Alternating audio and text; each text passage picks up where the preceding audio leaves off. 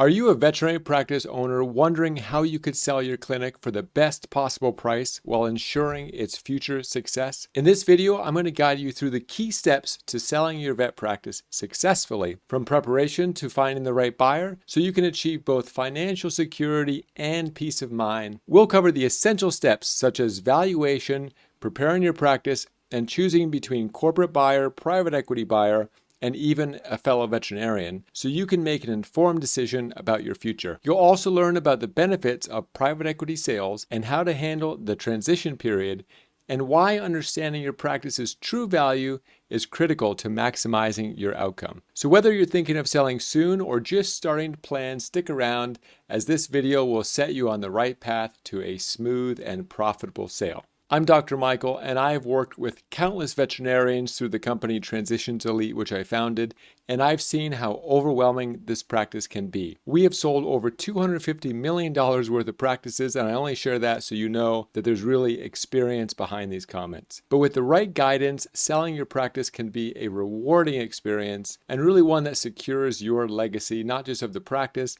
but also secures the future for your family. So let's dive into the process so you can start preparing your practice for its best future. So step one is valuation. And a professional valuation is absolutely critical to understanding your practice's worth. But times have changed. And so what you do not need is a big valuation document, because the valuation is entirely created from what the buyers are willing to pay. And so the key is to have a rough estimate of what your practice is worth, but then to position your practice so that it's going to attract many buyers and create a bidding war, which will probably surpass whatever your valuation expectations are. Now, here are the key factors that impact that valuation. Firstly, it's going to be the profitability. All valuation is based on the profitability and the future potential of that profitability. Now, that potential is not in terms of revenue growth, but it's, will it last?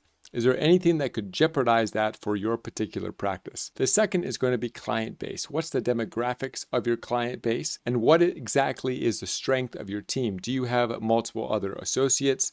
Or are you the primary revenue driver? If you are, that's going to have a significant negative impact on your profitability. And the fourth element is going to be your location. And this really comes down to what buyers have a platform or multiple practices near your practice that they can share staff. And this isn't the day staff, but in fact the management component. If your practice is located in Alaska, it's going to be very difficult to attract buyers. But if you're in a more central location where buyers are hungry and competing against each other for prize practices, then you're going to be able to capitalize on this to get one of the best valuations that have ever happened in veterinary practice history. Step two is preparing your practice to sell. And this is going to be really coming down to organizing your financial documents, setting your goals in terms of the realistic expectation and the how-to achieve those goals in terms of practice valuation, and then addressing any operational inefficiencies. And this can actually be in terms of your capacity, in terms of your client flow, depending upon the duration of time that you're expecting to sell your practice, and in terms of the contracts that you have with your team. If your team do not currently have good employment contracts or employment contracts at all, this is something that's very important to button up before taking your practice to sell. Otherwise, you're going to be involved in due diligence. They're going to ask for the contracts. You're not going to have them. And this is going to throw a real wrench into the deal-making process. So what are some tips to really be able to showcase the best parts of your practice? Well, firstly, it's to create an adjusted EBITDA. What does that mean? EBITDA just basically is the profitability of your practice. But most practices have multiple one-time expenses or expenses that are essentially personally driven by the practice owner. Examples of this could be family that's on the payroll. It could be one-time legal fees. It could be traveling or trips, or it could be cars, communication, any other internet that is really personally driven that the new buyer would not incur if you weren't the owner. It's very important to be able to create these adjustments, because this can boost your profitability from $200,000 to $300,000 and end up increasing the value of your practice by over $1 million using these hypothetical example numbers. But this is something that you as a practice owner should not do on your own. And also, I would not recommend having your accountant do it, because they don't know exactly what types of expenses a buyer would accept in terms of doing an adjustment. So you really want to work with somebody that knows these buyers well and also knows the cost savings that these buyers will incur, because then you can put those on the adjustments, justify them, and this is what really boosts your profitability. The third step is choosing a buyer. So what type of buyers are there? Well, firstly, there's the traditional corporate buyer. Now, most practice owners don't really like to sell to corporate buyers because they don't want to tear down their sign, they don't want to change their name, they don't want to have to adopt the medical protocols that come with a corporate buyer. Next are the financial buyers, and these are private equity. What's very interesting about private equity is not only do they offer the highest valuations, but they also don't want to change much. Their goal is to take the cash flow of your practice and put it on their profit and loss statement, but they are not medical experts and they don't pretend to be. So they want you to stay as the medical director between 2 to 3 years, and really you get to run the show without having to do any of the HR, the admin, the bookkeeping, the accounting, the legal. And so it really is an ideal buyer for practice owners at this stage. And the third type of buyer for smaller practices are fellow veterinarians. So basically, if you are not a 2-doctor practice with at least 1.5 million in revenue,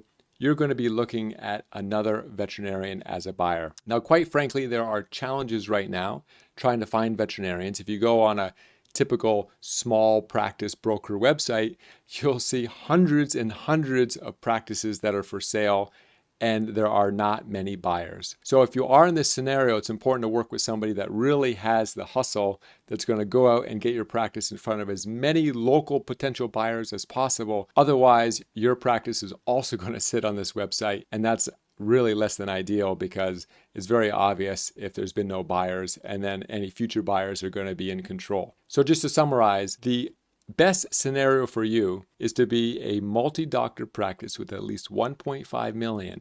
Because at this level, you unlock multiple additional buyers, namely the corporate buyers, which typically we don't take our clients to sell to corporate buyers because our clients don't typically care to go down that corporate road. But what we focus on is private equity because we've just seen what happens to practices afterward, and the right private equity buyers will in fact run a very good show post-sale, and the owners are very happy to maintain their medical focus as medical directors. And if you have the real estate, this is another very important component of a practice sale. In every single situation, we recommend holding the real estate. Why? Firstly, you have an amazing tenant, which is a veterinary practice, especially if it's purchased by private equity, because they are really solid in terms of their financial footing. Secondly, the leases are amazing. They are triple net leases, which means that the buyer pays for everything and you just simply get paid rent. The third aspect is that this will decrease your tax, because if you get a lump sum, both selling your practice and your real estate in the same year,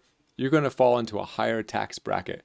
But if you're able to keep the real estate and sell it in the future, then this is going to decrease your total tax paid during this transaction. And finally, this is really an annuity. This is sort of the future for you and your family, and it's a solid income stream that you can rely on. And really, it's another component of your legacy. So I would highly recommend that if you own the real estate, that you keep it, and this just becomes something that your family can rely on in future for future generations, and you'll also get the benefit of the real estate appreciation. However, negotiating the rent is going to be a critical component, not only in terms of your cash flow, but also in terms of the valuation of the real estate, because your real estate is going to be dependent upon the rent. So if you end up settling for a low amount of rent for the practice real estate, you're really going to be hamstringing your future real estate revenue potential. So negotiate the rent for the real estate very seriously. Don't underestimate that step. Next comes down to screening potential buyers and negotiating. So the strategy, counterintuitively, is not to include as many buyers as possible, because the worst thing would be to have a buyer that doesn't follow through on their word. And this happens so often with inexperienced sellers. They get seduced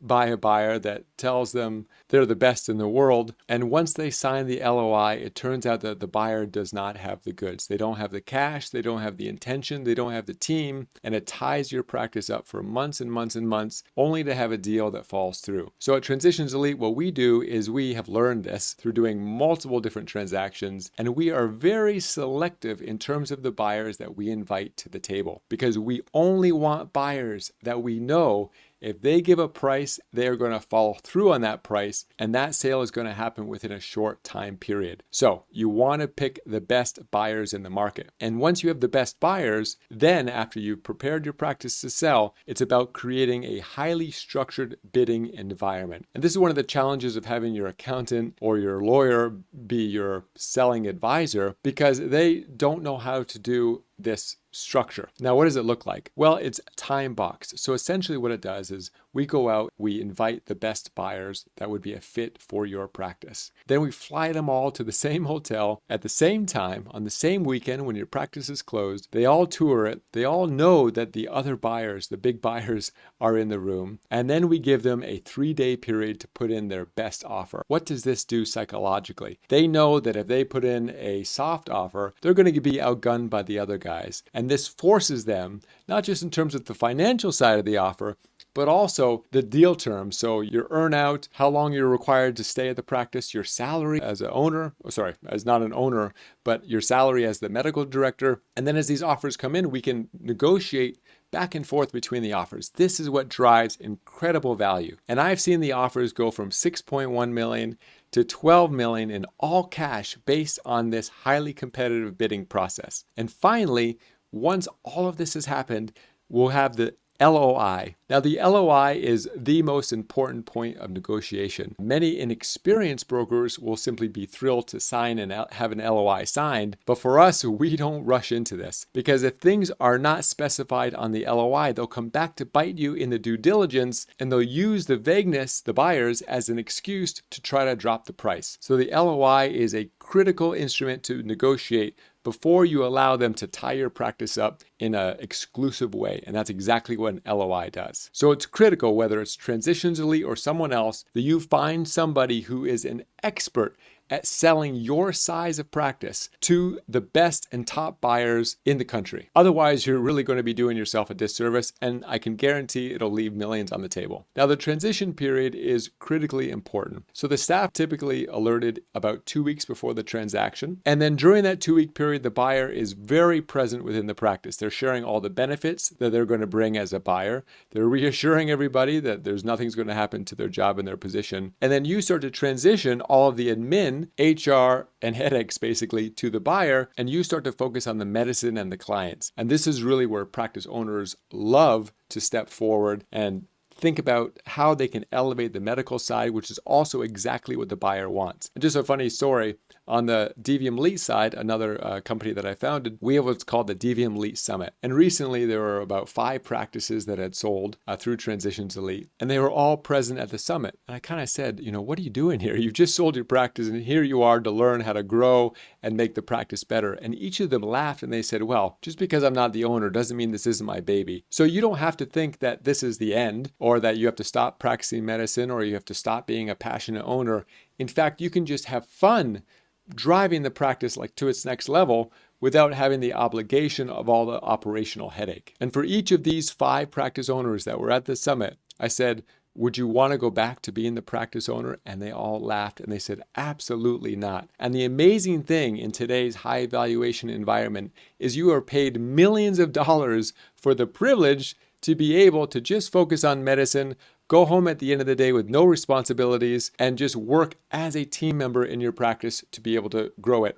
Lonely is the crown rather than being crushed by the responsibility, because it is not easy to be a practice owner these days. So selling your veterinary practice is a huge decision, but with the right preparation and guidance, you can achieve a profitable sale that really ensures a bright future for your practice. For a deeper dive into this process, check out the free practice valuation. This gives you a realistic view of the value of your practice with an actionable plan. And if this video helped, don't forget to subscribe and share your thoughts in the comments. And if you're able to secure one of the free practice value estimates, personally, I really look forward to speaking with you, or depending upon availability, you'll speak with one of my senior members of the team. And I know this is going to give you the strategic insights that you can then plan the next 3 to 5 years, or determine if now is the right time to sell and get the best possible price and the best possible deal terms.